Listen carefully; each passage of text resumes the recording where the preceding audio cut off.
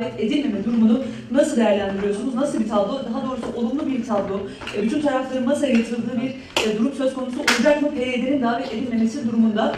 İkinci sorumuzda yine müzakere sürecinde önemli rol üstlenen PKK lideri Abdullah Öcalan'ın cezaevi koşullarını nasıl değerlendiriyorsunuz? Şu an mevcut durumunda da avukatlarıyla görüştürülmüyor. Herhangi bir görüşmede sağlanamıyor. Bu noktada yorumlarınız neler? That chaos has given rise to a sense that Europe has lost control of its borders. That has given rise to fears of terrorism, that ISIS would slip operatives into the refugee flow. And it has given rise to the sense that this migration might be endless, that joining the refugees may be uncountable numbers of economic migrants, who together would change the boats from leaving Turkish shores.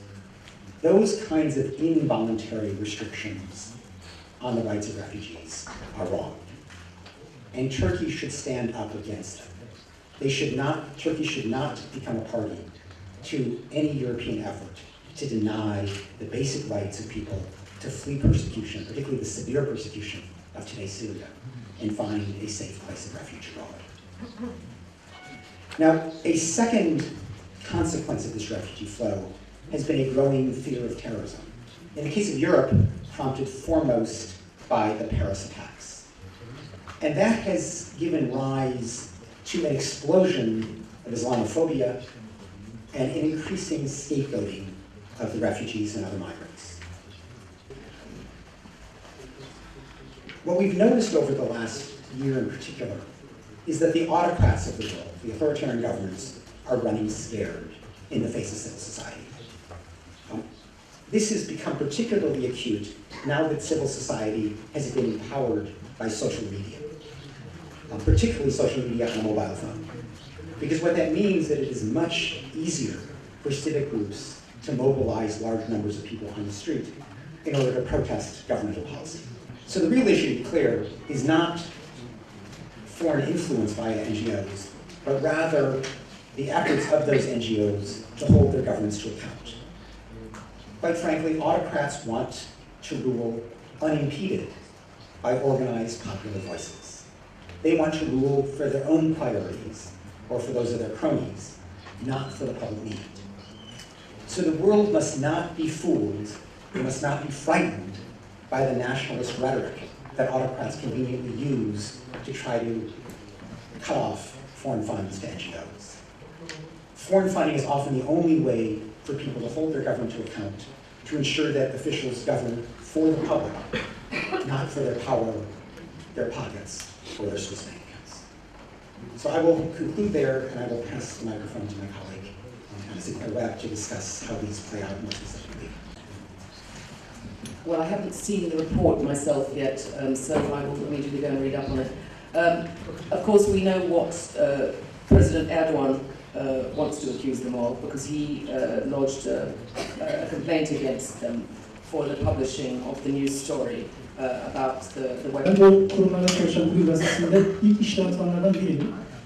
Şu anda yeni bir gazeteye çıkardık. Yani özgür düşünce olarak yolumuza devam ediyoruz ama bu kurumların sahibi hala aynı kişiler ve bu kurumlarda şu an bir kayyum ataması gerçekleşti ve devam ediyor. Hukukun bittiğine de bahsettiniz. Yapılan tüm itirazlara rağmen hiçbir şekilde karşılık bulmuyor. Benim sorum şu, sizin gelecekteki öngörünüz, Türkiye'nin bu konuda bir ihlal konusunda gelecekte nelerle karşılaşacak ve umutlarınız ne yönde? Yani geleceğe dair olumlu gelişmelerin olması açısından ne düşünüyorsunuz? Take up the theme of the politics of fear. Turkey's political leaders, and especially the president, have shown an unprecedented willingness over the last year to create a climate of fear for their critics and demonize their opponents. And the other side of that is that in instilling fear in your opponents, you are in fact demonstrating your own fear. Fear of dissent, fear of criticism, and fear of people demanding their rights. Over the past year in Turkey, we've witnessed, I think, the most serious deterioration of human rights that I've seen in the entire time I've worked on Turkey, which is throughout the entire AKP period, and possibly a generation. It's been a very sharp deterioration this year and last year. So 2015, or into the present. And we are seeing right now the dismantling of all checks on the power of the leaders. It's Turkey basically dismantling, eroding its democratic framework. This spells for Turkey dark times ahead. The breakdown of the Kurdish peace process last summer and the escalation of violence probably were not anticipated by any of us. Just the sheer speed of the descent into violence has been so shocking. We've seen in this that basically the state forces, security forces, are willing to take the conflict to city centres, and we've seen the PKK a willing partner in bringing the conflict to city centres. Town centres in the southeast have been displaced now, have to flee the violence.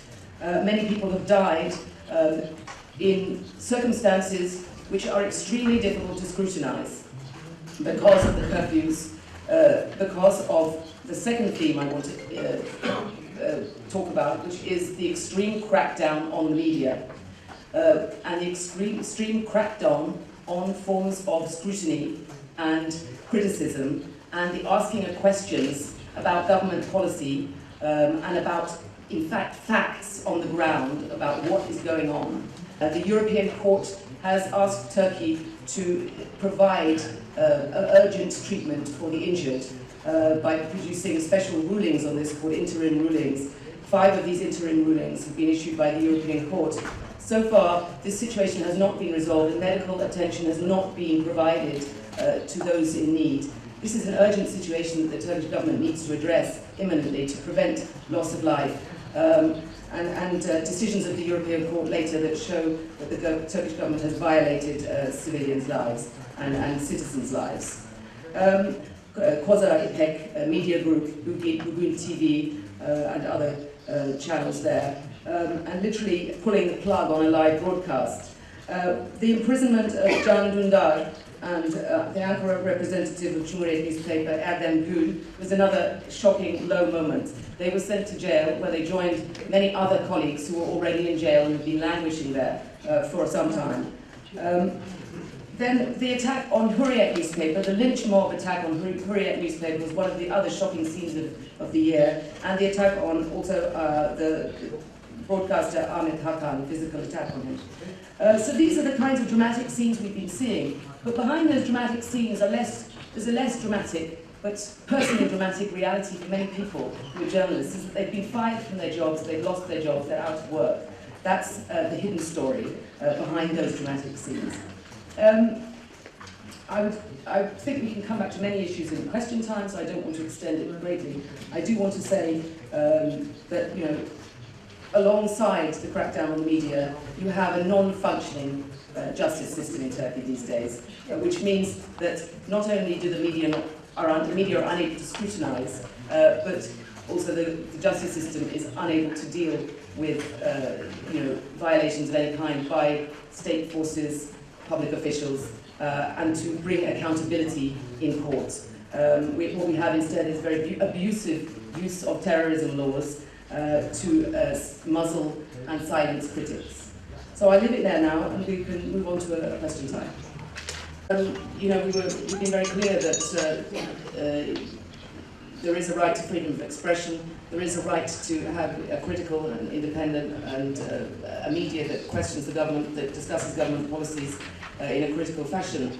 And therefore, the decision to take over, and violently take over, Bugün TV and the İPEK media group, Koza media group, is of course an extreme blow for freedom of expression and for democracy and for the press freedom in Turkey.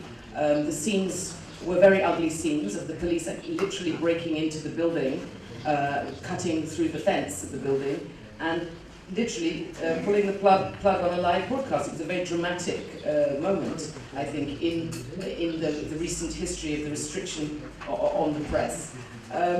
What does it hold for the future? Well, it isn't good when a government seeks to control all television channels and to put pressure on the remaining channels that are in any way critical.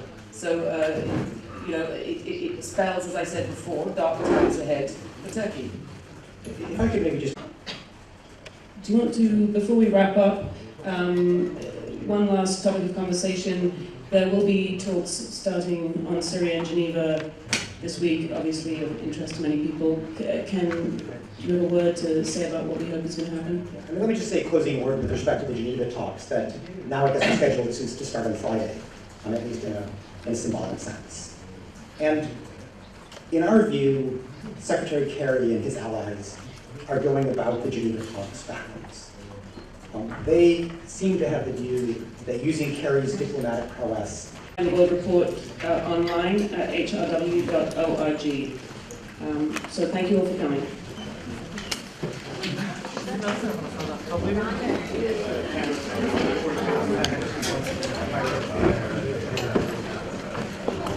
And as contributing members to society through the payment of taxes and the like, they would more than pay back whatever services they receive. Rather, this seizure of the